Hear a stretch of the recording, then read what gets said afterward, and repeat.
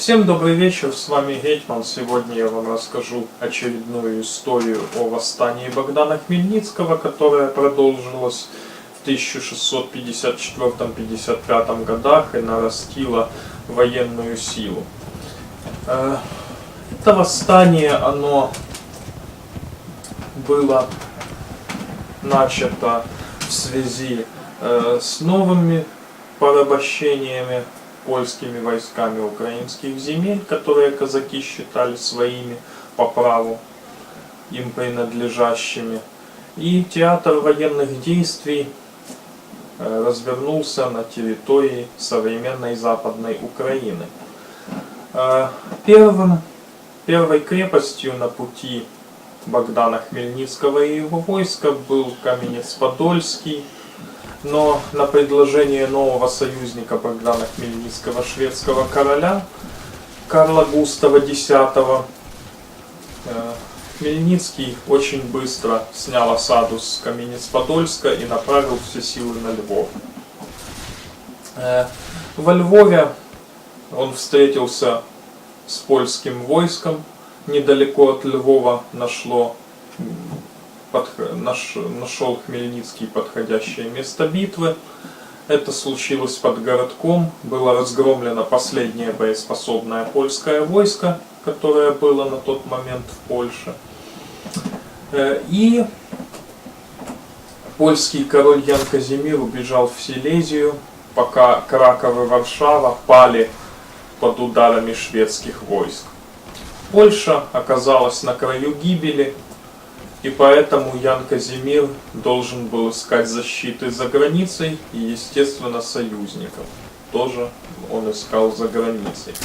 А пока в свободном проходе остались польские территории, и казаки, воспользовавшись этим, то ли дело нападали на села и грабили местное население, не щадя никого. Ни детей, ни женщин, ни стариков, убивали всех, брали большую добычу и возвращались с триумфом на свои казацкие территории.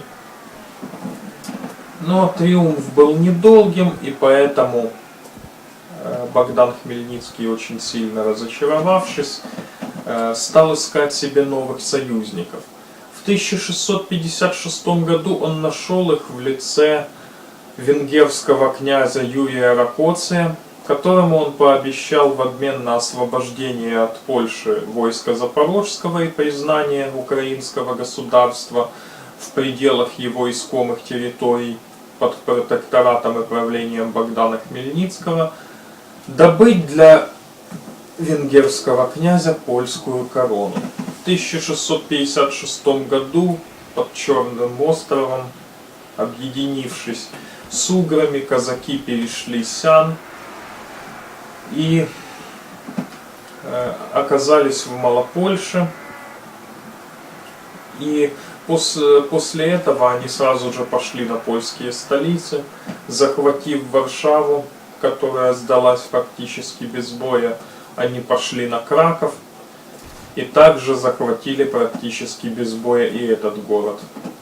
Таким образом, под контролем казаков были уже две польские столицы. Но триумф снова был недолгим, потому что к Варшаве начали стекаться польские войска. Неся большие потери, войско Богдана Хмельницкого начало отступать на свои исконные территории. И под Черным островом объединенное войско угров и казаков попало в засаду, устроенную поляками. Неся большие потери, они смогли вырваться на свободу и вместе с князем Ракоцием отступили на территорию запорожского войска. Так неудачно закончился этот поход, который длился больше, чем 1,5 года. Хмельницкий, переболев некоторое время, разочарованный неудачными финалами своих военных действий, скоропостижно скончался и его похоронили в городе Субботове, в церкви, которую он сам же построил на свои деньги. В войске Запорожском был выбран новый гетман, который, заключив мир с Польшей, начал воевать с Московским царством и снова же довольно успешно воевал с этим государством, пока его не раскрыли и не убили. В Украине после этого начался раскол, который вошел в историю как руина. Это все затянулось на 13 лет и имело очень плохие последствия для украинской государственности. На этом все. С вами был Гетьман. Подписывайтесь на канал YouTube, ставьте лайки, если вам понравилось видео. До новых встреч!